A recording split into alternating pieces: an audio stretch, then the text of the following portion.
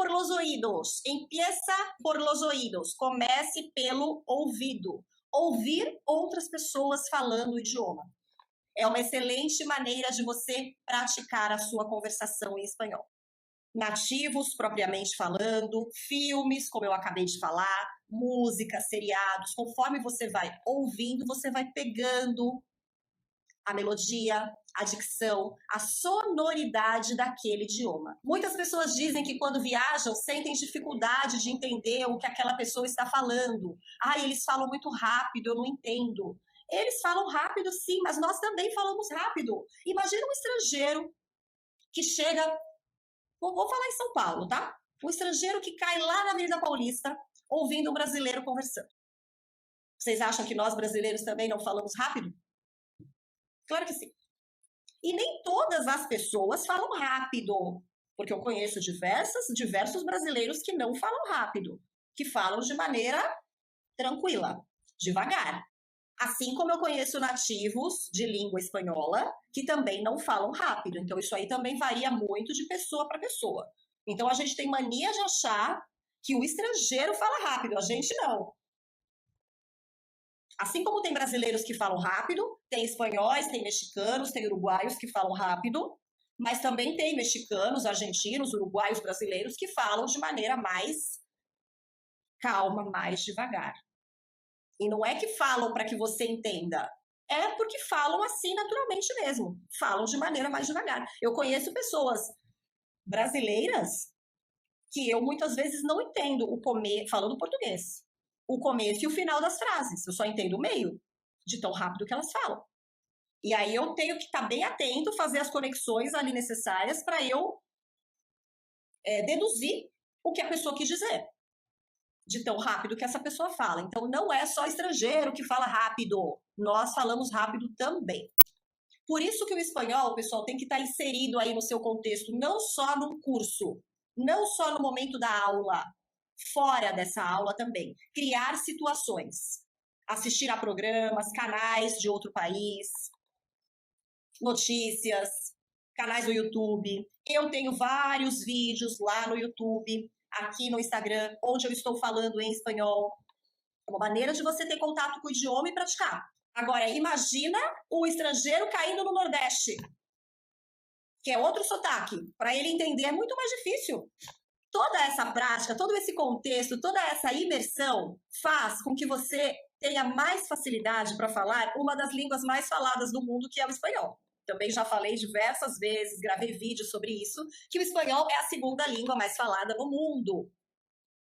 Tem sotaques diferentes e palavras diferentes que muitas vezes não significam a mesma coisa de país para país. Teve uma vez que eu fui para Venezuela. Eu já dava aula de espanhol, escuta essa história. Eu já era professora de espanhol e eu fui para Venezuela, para casa de uma professora que trabalhava comigo na mesma escola. Ela era portuguesa, mas morava na Venezuela. Ela foi criada na Venezuela. A família toda tinha, né? Não sei hoje como é que está, mas naquela época tinha muito português morando na Venezuela. E ela me convidou para ir. E eu fui. Fui com o objetivo de praticar o espanhol, porque eu nunca tinha saído do Brasil para um país que falasse espanhol. Chego eu na Venezuela para ficar na casa da família dessa professora. Tinha um cara nessa casa que de 10 palavras que ele dizia em espanhol, 8 eram gírias. Gírias, expressões, palavrões, enfim, era um horror. Quando esse cara começava a falar, eu começava a gelar, eu suava. Porque eu não entendia uma palavra que esse cara dizia em espanhol. Eu entendia o que todos da casa falavam, claro que algumas coisas eu podia não entender e tal. Mas esse cara especificamente falando era um dialeto à parte. Era um dialeto à parte. E ele falava toda hora assim, Naguará chamou. Naguará chamou.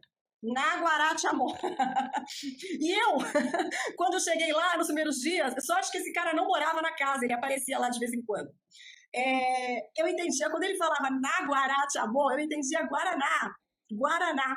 Aí eu ficava pensando, Guaraná? Mas aqui não tem Guaraná. O que esse cara tá falando? Demorou umas semanas, eu fiquei um mês nessa viagem, eu fiquei 30 dias lá.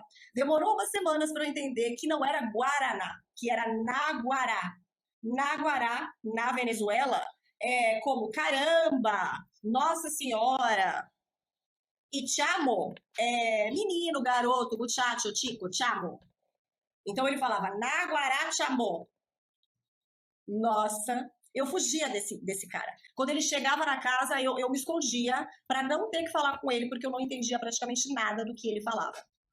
Ou seja, eram expressões que ele usava, típicas da Venezuela, naquela época que eu fui, porque vocês sabem também que gírias, elas mudam de tempos em tempos, né? As gírias que a minha mãe usava quando eu era jovem não são mais as gírias que eu uso e que meus filhos usarão, certo? Então, gíria, algumas expressões, elas mudam de tempos em tempos. Quando eu estive lá, já faz um tempo, eram aquelas gírias que se usavam, especialmente as que esse rapaz aí dizia que, socorro, eu suava frio quando eu via esse cara chegando na casa, porque eu não entendia o que ele falava. Aí eu tinha medo de falar com ele, porque eu não entendia, então eu ia falar o quê? Né?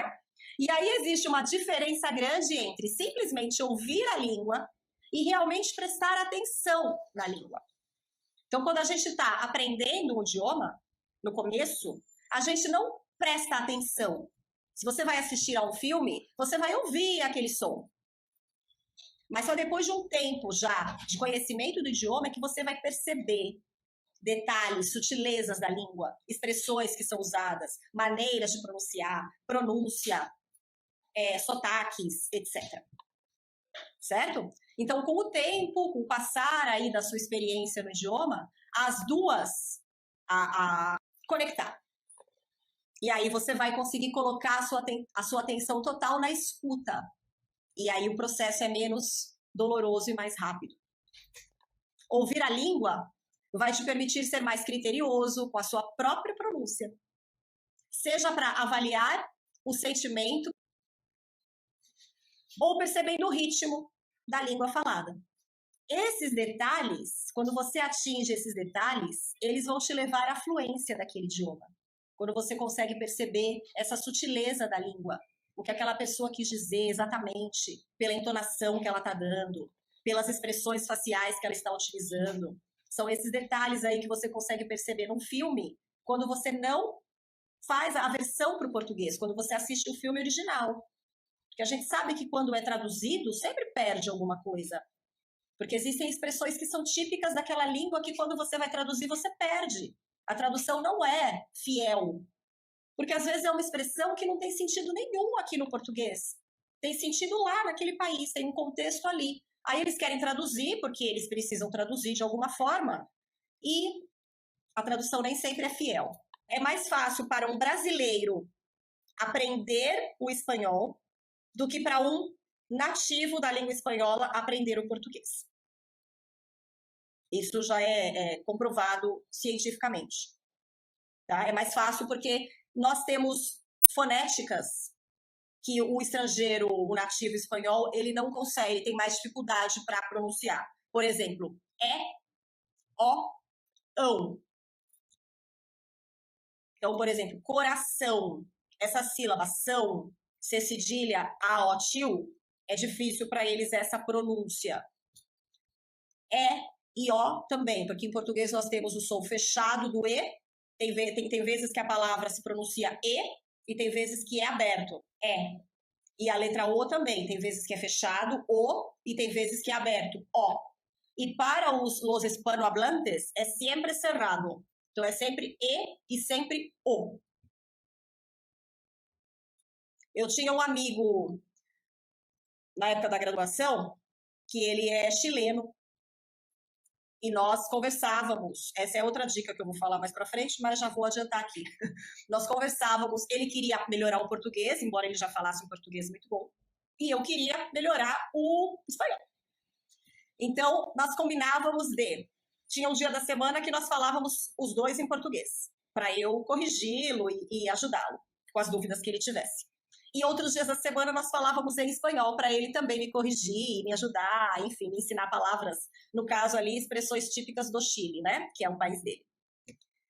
E quando era a semana do português, de vez em quando ele perguntava para mim, por exemplo, a professora Maria vai faltar hoje. E aí eu falava, é? E aí ele, Eu falava, não é ela vai faltar, é verdade. E ele não conseguia falar ele falava verdade, Então, mesmo ele estando no Brasil já fazia bastante tempo, ele estava fazendo uma graduação, ele fazia letras junto comigo, português e espanhol. Então, era uma pessoa que tinha um conhecimento bom de português, ele escrevia muito bem em português, ele era muito inteligente, muito dedicado, muito culto. E ele tinha essas limitações, porque aí é uma questão de fonética. Então, nós temos dificuldades com a pronúncia de algumas letras em espanhol. Inclusive, eu tenho vídeos no meu canal que eu falo toda a pronunciação de todas as letras do alfabeto em espanhol. Tem algumas que para a gente é mais difícil, porque a pronúncia é diferente, mas não é tão difícil para a gente quanto é para eles aprenderem o português.